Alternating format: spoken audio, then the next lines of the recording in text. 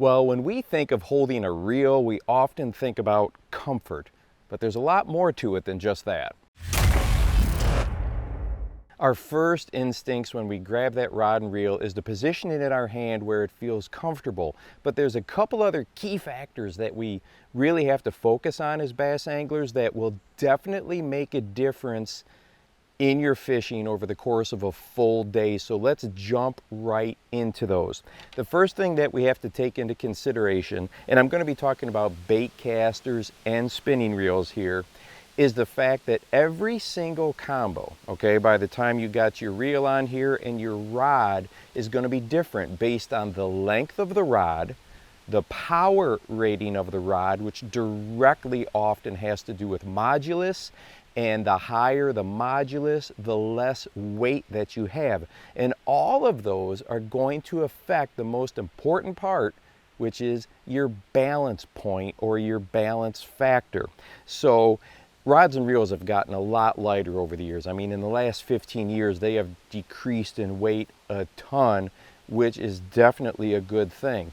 Now, what I'm going to go over here, these are my opinions and thoughts on this, and definitely take into consideration how you feel out there in the water, your hand size, the equipment that you have.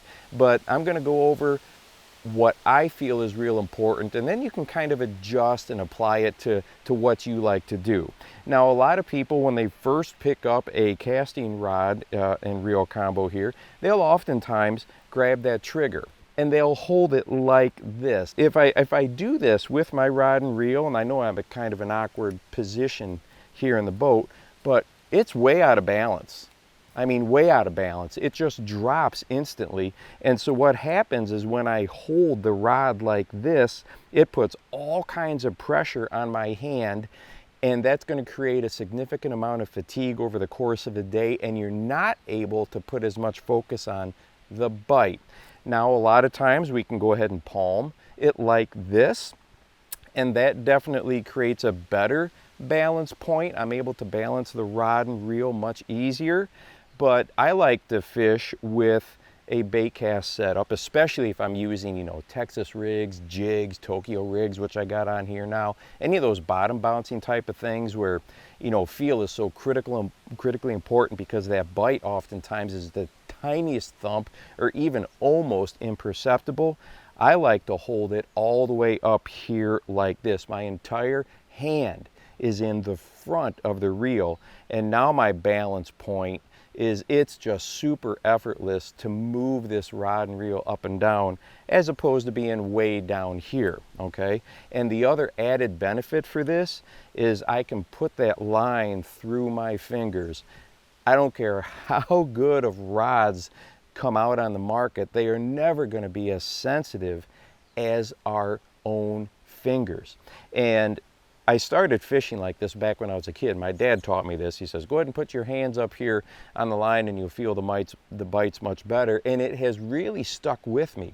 So between the combination of braid and braid with a fluorocarbon leader, straight fluoro, and then putting my fingers up here with this line, the sensitivity is just crazy, especially when we pair it up with a better quality rod, which is usually a higher modulus rating, because it's lighter in weight. Weight is that detriment to all types of rods. But boy, you put your fingers like this, your hands up in front of the reel, and your balance is really, really good. So kind of figure out for yourself, where do you like to position your hand, okay? All the way up here, kind of palm it, back here, and be thinking about that balance point. Now, if we have a different presentation, okay, so let's say this is a crankbait rod, all right?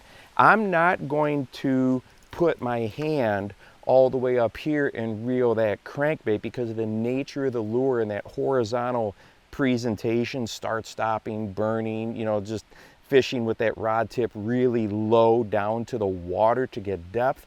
My balance factoring, or my balance, needs to be considered a little bit differently in this situation. So when I'm crankbaiting, I like to put the reel in my palm like this, okay? I feel I have better control when reeling it this way. And when you're using crankbaits, that hook set isn't as, you know, a rip their lips power type of a hook set. It's more of a sweep, and I feel I get good control like this. So crankbaits, horizontal type lures, swim jigs, swim baits, I'm holding the reel often like this. So very different than if I'm using bottom bouncing baits. Now the next one here is the spinning reel. And I have really changed up the way I use a spinning reel. And once again, you know, we got to take all those different things into consideration, rod length, that type of stuff. A lot of times folks will hold the reel all the way back here, okay, or they'll split their fingers like this, or even some people, once again, will put their hand all the way in the front. So you really need to experiment with that. Like right here, if I've got my hand all the way in the front, I have really good balance, okay, really good balance here, and it just makes movement of the rod effortless. I also spend a lot of time fishing like this, between my middle finger and what would be my ring finger. I split it up that way as well, and I'll kind of switch back and forth between my day of fishing.